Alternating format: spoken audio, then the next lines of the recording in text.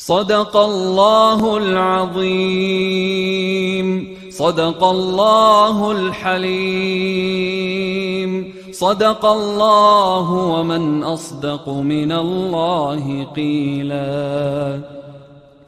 لا إله إلا الله المتوحد بالجلال بكمال الجمال تعظيما وتكبيرا، المتفرد بتصريف الأحوال على التفصيل والإجمال تقديرا وتدبيرا، المتعالي بعظمته ومجده، الذي نزل الفرقان على عبده ليكون للعالمين نذيرا.